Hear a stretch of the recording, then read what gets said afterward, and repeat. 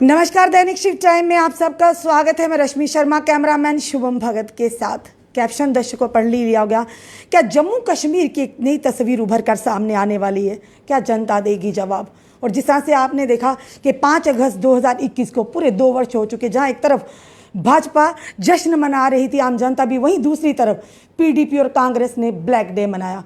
क्या क्या उपलब्धियां रही और क्या एक नई तस्वीर उभर कर सामने आने वाली, इन्हीं सारे विषयों पर बात करने फिर से जुड़ चुके हैं हमारे साथ एक बार भारतीय जनता पार्टी के प्रदेश अध्यक्ष रविंदर रैना जी। चलिए सबसे पहले इनका स्वागत करते हैं। सर जी, आपका बहुत बहुत स्वागत है। नमस्कार, धन्यवाद। सर, एक चीज़ तो है, आपकी स्माइल शुरू से ही ना, जब भी हम इंटरव्यू करते हैं आपके चेहरे पे एक स्माइल रहते, कोई शिकन नहीं, हालात कैसे भी हों, कैसे भी हालातों पर आपके चेहरे पर शिकन रहती, जनता वैसे ही खुश हो जाती है आपको देख। रामायण के अंदर गोस्वामी तुलसीदास जी ने लिखा है, होई है वही जो राम रचि राखा, कुकर तर्क बड़ा वही बाता। और भगवान श्री कृष्ण ने गीता में कहा है, कर्मण्येवाधिकारस्ते मां फलेषु कदाचन मां कर्म फल हेतुर्भू माते संघोस्त्व कर्मणि। अर्थात कर्म करो, मेहनत करो, तपस्या साधना करो, योग करो, कर्म करो, लेकिन फल की इच्छा मत रखो। इसलिए क्या भाजपा फल की इच्छा नहीं रखती? इसलिए मैं मेहनत करता हूँ और राष्ट्र, देश, समाज के लिए हम कार्य करते हैं। और इसलिए जब पूरी ईमानदारी के साथ, पूरी कमिटमेंट और डेडिकेशन के साथ काम करते हो और पूरा आपका जो कुछ भी है वो देश के लिए है, तो फिर घबराना क्यों, परेशान क्यों होना? मुस्कुराते रहो, आगे बढ़ते रहो, हिम्मत से काम करो। सर, ऐतिहासिक फैसले भी लिए गए हैं। अभी हम बात करें माननीय प्रधानमंत्री जी और लेफ्टिनेंट गवर्नर साहब, वहीं दूसरी तरफ जो कि आतंकवाद को मुंह तोड़ जवाब दिया जा रहा है और नापाक जो कोशिश लगातार दुश्मन देश करता आ रहा, बड़ी ही बहादुरी से हमारे सैनिक, हमारी जम्मू कश्मीर पुलिस उनको मुंह तोड़ जवाब दे रही है। चलिए, ये तो रही बातें, और हमें गर्व है कि हम हिंदुस्तानी हैं, सबसे बड़ी बात। और जो ऐतिहासिक फैसले लिए गए हैं, अभी हम बात करेंगे कि जिस तरह से हम कहते हैं कभी पुण्यतिथि होती है, अपने शहीदों को हम याद करते हैं, या जिस दिन शहादत दी हो हम याद करते हैं, क्यों ना हर दिन उन शहीदों को नमन किया जाए, उनको श्रद्धांजलि दी जाए। उसी को मद्देनज़र रखते हुए एक केंद्र सरकार की तरफ से एक बड़ा ही अच्छा फैसला लिया गया कि जिस जिस एरिया में भी शहीद हुए हैं, उस एरिया के अगर स्कूल हैं, चाहे गली चौराहों की बात करें, चौकों की बात करें, उनको भी शहीदों के नाम से रखा जाए। किस तरह से आप देखते हैं, किस तरह की तस्वीर जम्मू कश्मीर की निकल कर उभर कर सामने आने वाली है? रश्मि जी, आपने बहुत सही बात कही है और एक प्रेरणादायी विषय आपने आज की चर्चा में लाया है।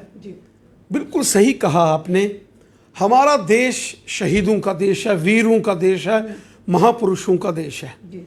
और जिन जिन हमारे जांबाज वीरों ने देश के लिए बलिदान दिए, कुर्बानियां दी, अपना सर्वस्व समर्पण किया देश को, सुप्रीम सेक्रीफाइसेस की देश के लिए, ऐसे सभी वीर महापुरुषों, बलिदानियों के नाम से जिन जिन गांव में के वो रहने वाले थे, जहां उनका जन्म हुआ था, उन गांव के स्कूल, कॉलेजेस, चौक चौराहे, वहां की सड़कें उन शहीदों के नाम से रखी जाएंगी जो देश के लिए कुर्बान हो गए, ताकि आने वाली पीढ़ियां उस गांव, उस मोहल्ले, उस चौक के लोग ये समझें कि इस क्षेत्र के अंदर रहने वाले इस जांबाज वीर ने किस प्रकार अपनी मातृभूमि की रक्षा करते करते, तिरंगा झंडा बुलंद रखते रखते अपना आप सर्वस्व अर्पण कर दिया, बलिदान दे दिया, मातृभूमि पर कुर्बान हो गए, लेकिन देश का तिरंगा झंडा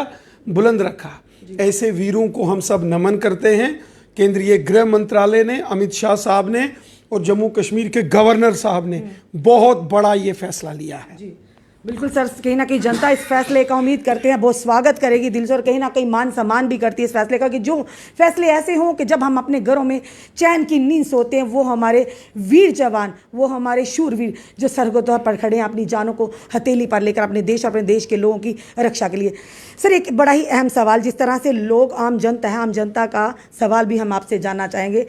मुबारक मंडी की बात करें तो मुबारक मंडी को अब हेरिटेज होटल के नाम से जो बताया गया कि जनता काफ़ी रोष जता रही है, हम आपके माध्यम से जानना चाहेंगे। हेरिटेज होटल कोई इस प्रकार का होटल नहीं है, वो एक हमारा हेरिटेज होगा। क्या क्या तब्दीलियां आएगी, किस तरह से आप जनता वहां को के अंदर जो भवन निर्माण होगा, जो हमारे डोगरों की विरासत है, धरोहर है, बिल्कुल सर। धरोहरें हैं, बिल्कुल। महाराजा गुलाब सिंह जी से लेके महाराजा हरि सिंह बहादुर जी तक, या जो हमारे जो वीर महापुरुष रहे, जिनके नाम का लोहा पूरी दुनिया ने माना, ऐसे तमाम वीरों के जो वीरता, उनके कारनामे, उनके महान व्यक्तित्व, वो सब वहाँ परिदृशित किए जाएंगे। उन सब को वहाँ संजो के रखा जाएगा, एक प्रकार से जैसा नेशनल म्यूजियम होता है उस प्रकार की व्यवस्था वहाँ पर की जाएगी, ताकि देश विदेश से आने वाले जो जम्मू कश्मीर के लोग हैं आकर्षण का माध्यम बने, वो आकर्षण का माध्यम बने और स्टडी का एक स्टडी सेंटर बने, ताकि जो डोगरा महापुरुष थे, जो जनरल जोरावर सिंह जी थे, महाराजा हरि सिंह बहादुर, महाराजा गुलाब सिंह जी, ब्रिगेडियर राजेंद्र सिंह साहब, ब्रिगेडियर राजेंद्र सिंह साहब और मेजर सोमनाथ जी शर्मा, जिन्होंने पहला परमवीर चक्र जिनको मिला, ऐसे महापुरुष जो हमारे डोगरा विरासत जिन्होंने संजो के रखी, मियाँ डिड्डो, बाबा जित्तो साहब, तो ऐसे तमाम महापुरुषों का कहानियाँ, उनके द्वारा जो किए गए महान कार्य, वो सारे वहाँ पर परिदृश्य किए जाएंगे। इसलिए ये एक हेरिटेज व्यवस्था वहाँ पर बनाई जा रही है। बिल्कुल सर। एक मैंने मैं कैप्शन में लिखा हुआ कि क्या जम्मू कश्मीर की एक नई तस्वीर उभर कर आने वाली। कश्मीर में कुछ ऐसा देखने को मिला, शायद काफ़ी सालों से इस चीज़ को देखने के लिए जम्मू कश्मीर की जनता भी कहीं ना कहीं तरस चुकी थी। एक बड़ा ही अच्छा दृश्य देखने को मिला कि वहाँ पर रैली में भारत माता की जय के झंडे और अपना राष्ट्र ध्वज हाथ में लिए लोगों ने वहाँ रैली निकाली। किस तरह से इस चीज़ को सर आप देखते हैं, जहाँ पर एक तरफ कहा गया कि पत्थरबाजों को और साथ ही साथ जो एंटी नेशंस देश विरोधी गतिविधियों में वाले उनको ना ही नौकरियां मिलेंगी, अगर नौकरियों में भी होंगे उनको बर्खास्त किया जाएगा। तो वहीं दूसरी तरफ महबूबा मुफ्ती भी करती हैं, इस पर आपत्ति जताती हैं। और अब्दुल्ला जी आप क्या कहेंगे? रश्मि जी, ये देश हिंदुस्तानियों का है, 135 करोड़ हिंदुस्तानियों का भारत है। उसमें हिंदू हैं, मुस्लिम हैं, सिख हैं, ईसाई हैं, जम्मू के हैं, कश्मीर के हैं, डोगरे हैं, कश्मीरी हैं, सब हैं। इस उन लोगों का हिंदुस्तान है जो देश से प्यार करते हैं जी। इसलिए आज आप देख रहे हैं कि पूरे जम्मू कश्मीर के अंदर तिरंगे झंडे ही तिरंगे झंडे लहरा रहे हैं। जिस कश्मीर घाटी में, वो कुलगाम हो, अनंतनाग हो, पुलवामा हो, शोपियान हो, जहां एनसी, कांग्रेस, पीडीपी के लोग रैली करने में घबराते हैं, परेशान होते हैं, वहां आज भारतीय जनता पार्टी के झंडे ही झंडे हैं। भारत माता की जय जयकार और वंदे मातरम हो रहा है। देश के तिरंगे झंडे लगाए जा रहे हैं। कश्मीर के लोग भी हिंदुस्तानी हैं। कश्मीर के अंदर रहने वाले, चाहे वो मुसलमान कश्मीरी हैं, पहाड़ी हैं, गुजर बकरवाल हैं, या वहाँ सिख हैं, या कश्मीरी पंडित जो बचे हैं, सब हिंदुस्तान से प्यार करते हैं, दिल से प्यार करते हैं। लेकिन चंद गिने चुने वहाँ जो पाकिस्तान के इशारों पर नाचने वाले आतंकवादी, अलगाववादी हैं, उनका एक डर, एक खौफ है, जिसके चलते आम कश्मीरी भी बाहर निकल के शायद घबराता है कि शाम को उसके घर में हमला हो जाएगा, उसके बच्चों को मुश्किल आ जाएगी। वरना 95% कश्मीर के मुसलमान भी दिल से हिंदुस्तानी हैं, वो तिरंगे झंडे से प्यार करते हैं। और आपने अपनी आंखों से खुद स्वयं देखा कि जब बीजेपी की शोपियान में रैली होती है, पुलवामा में रैली होती है, कुलगाम में रैली होती है, हिंदुस्तान जिंदाबाद और भारत माता की जय जयकार होती है। और ये जो जिन लीडरों का आपने नाम लिया, ये मैडम हो या जो बाकी वाले जो ट्विटर पर ही ज़्यादा बिजी रहते हैं, इनको क्यों तकलीफ होती है? इनको इसलिए होती है, ये वो लोग हैं जो कभी लाल चौक में जो क्लॉक टावर था वहाँ कभी झंडा नहीं लगाने देते थे, और आज पूरा का पूरा जो क्लॉक टावर है वो तिरंगामय हो गया है। ये तिरंगा नहीं लगाने देते थे, आज कश्मीर के ही मुसलमानों ने आके ऐलान कर दिया, ये जो क्लॉक टावर लाल चौक का है, इसको तिरंगा बनाना है।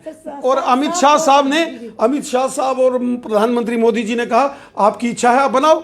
और वहाँ के जो चुने हुए कारपोरेटर्स हैं, कारपोरेशन में, उन्होंने वो तिरंगा झंडा बना दिया। आज हजारों की तादाद में शाम को लोग जाके वो क्लॉक टावर देखते हैं जो तिरंगे की रोशनी में जगमगाता है।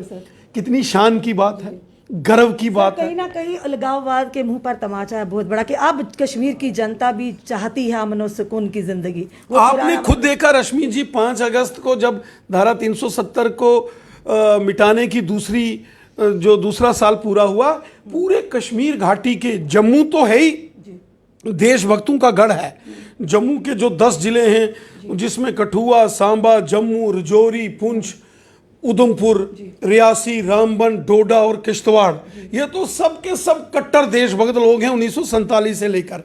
कश्मीर के लोग भी देशभक्त हैं, लेकिन डर और खौफ के साए में रहते थे।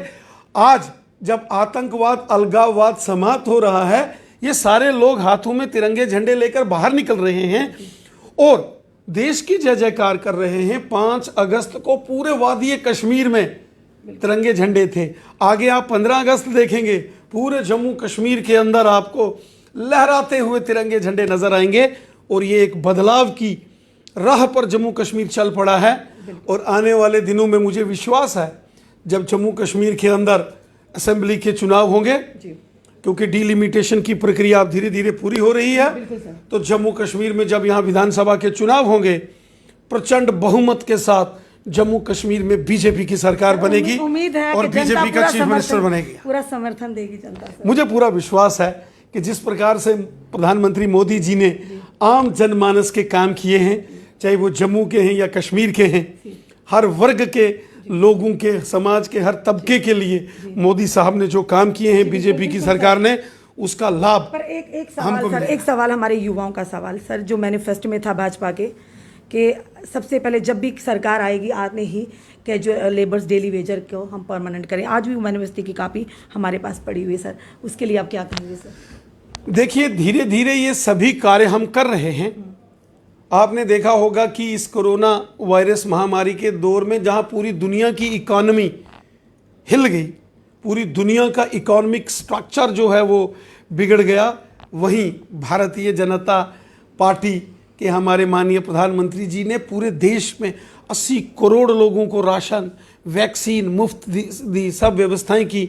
और जम्मू कश्मीर में भी इस कोरोना वायरस लॉकडाउन के दौरान उसके साथ साथ बहुत सारी जॉब्स एडवर्टीजमेंट हुई, चाहे वो जेके बैंक के अंदर एडवर्टीजमेंट हुई, सिविल डिपार्टमेंट्स के अंदर हुई, पुलिस डिपार्टमेंट के अंदर हुई, और आगे भी जो रिक्त वैकेंसीज हैं हम वो सारी फिल करेंगे। अस्थाई कर्मचारियों की जो बात है, चाहे अस्थाई वो PDD की है, चाहे PHE की है, जो अस्थाई कर्मचारी हैं उनके लिए भी मैंने कई बार माननीय लेफ्टिनेंट गवर्नर साहब से ये सारे विषय उनके संज्ञान में भी लाए हैं और हमने कहा है कि एटलीस्ट मिनिमम वेजेस एक्ट बिल्कुल लागू किया, वो लागू कर देना चाहिए, क्योंकि अब जम्मू कश्मीर केंद्र शासित प्रदेश है, जो केंद्र के नियम है वो यहाँ लागू होना चाहिए। हम लगातार प्रयास कर रहे हैं। हाँ, सिर्फ 2 साल कुछ होने के बाद- आर्थिक कुछ ये 2 साल तो कोरोना ने ही बर्बाद किए सर, रश्मि 2 जी। साल तो हो गए, बिल्कुल आप सही कह रहे हैं, पर लॉकडाउन के कारण आर्थिक व्यवस्थाएं बहुत चरमरा गई हैं। आप जानते हैं, आप एक बहुत वरिष्ठ पत्रकार हैं, आपने कई सालों से जर्नलिज्म आप कर रहे हो। इस लॉकडाउन की वजह से आर्थिक मंदी आई है, लेकिन उसके बावजूद हम ये सारी व्यवस्थाएं ठीक करेंगे। मिनिमम वेजेस एक्ट लागू होगा और मैंने एक वादा किया है, जम्मू कश्मीर में जिस दिन यहाँ बीजेपी की सरकार बनेगी, बीजेपी का चीफ मिनिस्टर बनेगा, पहली कैबिनेट मीटिंग के अंदर सभी डेली वेजर कर्मचारियों को इनका परमानेंट सोल्यूशन कर दिया जाए। आपने पहले भी मैनिफेस्टो में आपकी करेंगे, ये हमारा बहुत महत्वपूर्ण अब भी आप ऑन कैमरा कह रहे मैंने हैं, कह रहा हूं, पहले भी कहा था सर, मैनिफेस्टो में है ये हमारे ये पास कॉपी है, रश्मि जी, ये मैनिफेस्टो बहुत महत्वपूर्ण विषय है। हमारी सरकार आई जब गठबंधन में, श्याम चौधरी जी जो PHE मिनिस्टर जब बने थे, उस वक्त हमने जितने PHE के डेली वेजर्स थे उनकी बायोमेट्रिक अटेंडेंस शुरू की, उनका डाटा हमने निकाला। उसके बाद बाकी डिपार्टमेंटों को भी बोला हमने, 28 डिपार्टमेंटों के अंदर डेली वेजर्स हैं, उन सब की बायोमेट्रिक अटेंडेंस शुरू की गई।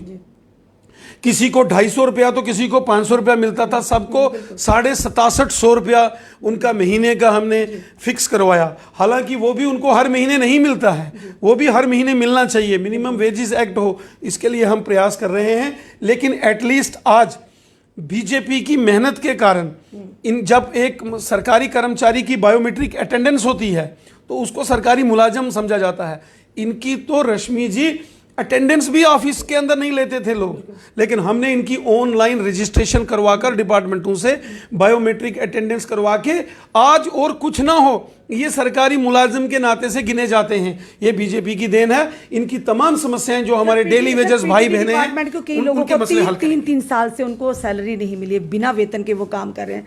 बात करें डेंटल सर्जन की, 2008 के बाद कोई भी पोस्ट एडवर्टीज नहीं हुई है। तो ये जनता के, जो हमारे युवाओं के, जनता के सवाल है जो हम आपसे कर रहे हैं, आखिर कब समाधान होगा, कब वो घड़ी आएगी? सारे विषय देखिए कई वर्षों के विषय के बाद या सीएम कई वर्षों के ये विषय लटके हैं। यहाँ समस्याएं दर समस्याएं खड़ी की गई। जो पुरानी सरकारें थी, जो यहाँ के मुख्यमंत्री थे, उन्होंने अगर ये सारी प्रॉब्लम्स हल की गई होती तो आज ये मुसीबतों का, ये परेशानियों का भवंडर नहीं बनता। आज वो सरकारें कहाँ हैं, आज वो पार्टियां कहाँ हैं?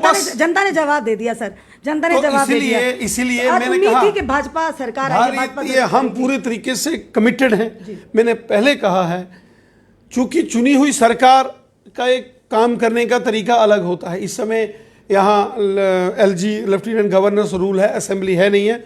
मुझे पूरा विश्वास है कि जब यहाँ चुनाव होंगे उसके बाद भारतीय जनता पार्टी की सरकार बनेगी, बीजेपी का चीफ मिनिस्टर होगा, पहली कैबिनेट मीटिंग में, आप भी इसको नोट करके रखो, पहली कैबिनेट मीटिंग में एक बड़ा निर्णय होगा। आज भी नोट करके रखें। पहली कैबिनेट मीटिंग जो भारतीय जनता पार्टी की सरकार की होगी और उसमें बीजेपी का चीफ मिनिस्टर जो चेयर करेगा, उसमें डेली वेजर्स के इनके तमाम मसाइल जो इनकी डिमांड्स हैं उनको हल भारतीय जनता पार्टी करेगी। क्या इस बार सर जनता अपना विश्वास जता पाएगी भारतीय जनता पार्टी पर? बिल्कुल।